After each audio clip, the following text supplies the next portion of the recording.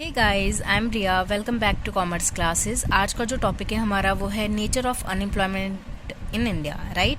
तो full concept पढ़ने वाले हैं अनएम्प्लॉयमेंट के बारे में। तो चलिए बिना टाइम वेस्ट के स्टार्ट करते हैं। First introduction is unemployment is a serious problem faced by each and every country of the world. It refers to a situation in which a skilled and talented person wanted to do a job but cannot find a proper job, right?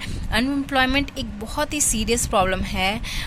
Unemployment को एक India ऐसी country नहीं है जो कि face कर रही है, right. Each and every country of the world is facing this problem, right. तो अनएम्प्लॉयमेंट बेसिकली वो सिचुएशन होती है जहाँ पे एक स्किल्ड, एक टैलेंटेड पर्सन चाहता है कि वो काम करना चाहता है, बट उसके लिए एक प्रॉपर जॉब अवेलेबल नहीं होती, राइट। तो उस सिचुएशन को हम अनएम्प्लॉयमेंट बोल देते हैं।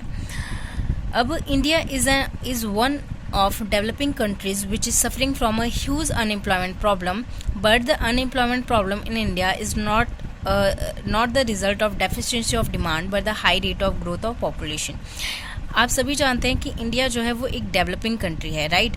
और ये बहुत ही ह्यूज अनएम्प्लॉयमेंट की जो प्रॉब्लम है उसे सफ़र कर रही है, राइट। तो ये आप बोल सकते हो कि जो हाई रेट, जो ह्यूज अनएम्प्लॉयमेंट है उसका एक बहुत बड़ा जो रीज़न है वो है high rate of growth of population, right. Population की जो ग्रोथ रेट है वो बहुत ही हाई हो रही है, बहुत ही ज़्यादा हो रही है। तो उसकी वजह से अनएम्प्लॉयमेंट भी क्या है, अनएम्प्लॉयमेंट की जो रेट है वो भी बहुत हाई हो रही है, right.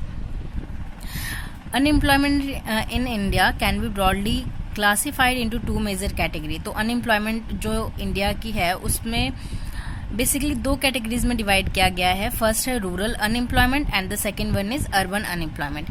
Unemployment in the rural sector can be divided into two types. अब जो रूरल अनएम्प्लॉयमेंट है उसको भी दो टाइप्स में बांटा गया है। पहला है सीजनल अनएम्प्लॉयमेंट और दूसरा है disguised unemployment.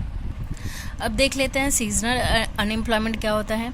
It has been estimated that for at least 5 to 7 months in a year agriculture workers remain idle और अनएम्प्लॉयमेंट। इससे अच्छी आप एक डिफिनीशन इसे समझ सकते हैं कि seasonal unemployment refers to a situation of unemployment when people do not have work during certain seasons, right. जैसे एग्जाम्पल ले लेते हैं हम,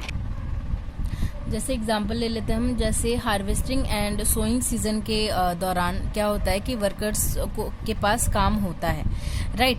तो after this season, after the harvesting and sowing seasons क्या होता है, उनके पास कोई काम नहीं होता।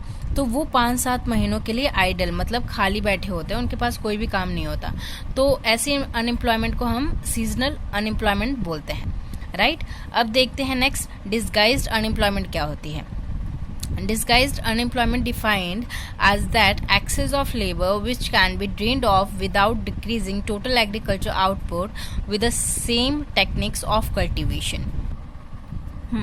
मान लीजिए ये एक प्लॉट है, राइट। यहाँ पे एक फार्मर काम करता है, ठीक है। 1 person इज वर्किंग। मान लीजिए यहाँ पे फार्मर काम करता है और इससे क्या है, आउटपुट क्या निकलता है, 1 ton राइस निकल रही है, राइट। ये अकेला बंदा 1 ton राइस प्रोड्यूस कर रहा है, राइट। अब क्या होता है, कल को इसके बच्चे भी इसी प्लॉट में, इसी फील्ड में काम करने लगेंगे, ठीक है। ये अकेला फार्मर और मान लीजिए इसके 2 बच्चे हैं, ठीक है। तो पूरे टोटल ये 3 लोग काम कर रहे हैं इसी फील्ड में, राइट। लेकिन जो आउटपुट है वो तो 1 टन ही निकलेगा, ठीक है। यहाँ से भी यहाँ 3 लोग काम करके 1 टन राइस प्रोड्यूस कर रहे हैं। यहाँ पे वो जो फार्मर था वो अकेला ही 1 टन राइस प्रोड्यूस कर रहा था। तो इसे कहते हैं, ये जो एक्सेस है ना, ऐसी अनएम्प्लॉयमेंट जो हमें देखने में तो लग रहा है कि यहाँ तीनों लोग काम कर रहे हैं, मतलब तीनों लोगों के पास जॉब है, मतलब तीनों लोग काम कर रहे हैं, बट आउटपुट में कुछ चेंजेस हैं, नहीं है, राइट। तो ये जो एक्सेस है, राइट, ये जो आउटपुट हो रहा है, दोनों में तो आउटपुट सेम है, बट बंदे जो एक्सेस हैं 3 minus 1, राइट। जो 2 लोग हैं वो किसी और चीज में अगर वो काम करें तो ये एक तरह से सेविंग हो जाएगी, है ना। अगर ये फार्मर ही अब ये जो फील्ड है इसमें काम करेगा और जो 2 बच्चे हैं वो इसमें ना काम करके वो कोई और काम करे, तो वो एक तरह से इनके घर के लिए सेविंग होगी, राइट। वो सेव कर पाएंगे। तो ऐसी अनएम्प्लॉयमेंट को हम क्या बोलते हैं, डिस्गाइज्ड अनएम्प्लॉयमेंट। एक और चीज देख लेते हैं। The surplus labor may be taken off the land and be engaged in capital projects like irrigation, road building, house constructions, railway construction etc. जो अभी मैंने बताया कि 3 बंदे मतलब एक फार्मर और उसके दोनों बेटे उसी फील्ड में सेम फील्ड में काम कर रहे थे, बट आउटपुट जो है वो सेम निकल रहा था। तो यहाँ पे ये बोला जा रहा है कि जो फार्मर है वो अपनी फील्ड में ही काम करे, जो लेकिन उसके 2 बेटे हैं जो सरप्लस लेबर हैं, राइट, उसे वहां से निकाल के, उस फील्ड में से निकाल के कैपिटल प्रोजेक्ट्स में लगाएं, लाइक इरिगेशन में लगाएं, रोड बिल्डिंग में लगाएं, हाउस कंस्ट्रक्शन में लगाएं। तो इससे क्या होगा, देखिए, this workers working in this projects may be from the common subsistence fund, and so whatever they would produce are savings, right। तो क्या होगा कि अब जो वो कमाएंगे ये सारे काम करके, वो एक तरह से वो क्या करेंगे, उससे जो पैसा आएगा वो एक तरह से सेव कर सकते हैं, right. thus the virtual savings will become effective saving, right। moreover when the surplus labor join work, the industrial output will increase and also the marginal product will increase। तो यहाँ पे ये बोला जा रहा है कि जो सरप्लस जो लेबर हैं, जो 2 बेटे थे उसके, वो अगर इसमें काम करेंगे तो इसमें काम करने से क्या होगा, जो इंडस्ट्रियल आउटपुट है वो भी इंक्रीज होगा, साथ ही मार्जिनल प्रोडक्ट वो भी इंक्रीज होगा, राइट। और वहां पे वो फील्ड में काम कर रहे थे, वहां आउटपुट उन दोनों का 0 ही निकल रहा था। तो इस चीज को हम कह सकते हैं डिस्गाइज्ड अनएम्प्लॉयमेंट, राइट। आपको समझ में आ गया कंसेप्ट? चलिए आगे चलते हैं। एक बार फिर से ऐसे रिवाइज कर लेते हैं डिस्गाइज्ड अनएम्प्लॉयमेंट क्या होता है। Defined as that excess of labour which can be drained off without decreasing total agriculture output with the same techniques of cultivation. इस डेफिनेशन में भी वही बोला गया है, जो एक्सेस लेबर हैं अगर उन्हें निकाल दिया जाए, राइट, तो टोटल एग्रीकल्चर जो आउटपुट है उनमें कोई चेंजेस नहीं आएंगे, ठीक है। नेक्स्ट चलते हैं। अब रूरल अनएम्प्लॉयमेंट के बारे में हमने पढ़ लिया, अब अर्बन अनएम्प्लॉयमेंट के बारे में पढ़ते हैं। So urban unemployment can be divided into 2 types. First one is industrial unemployment, right. So ये क्या होता है इंडस्ट्रियल अनएम्प्लॉयमेंट? इसे बोला गया है, it includes those illiterate persons who are willing to work in industries, mining, transport and construction activities etcetera but do not able to find a job, right.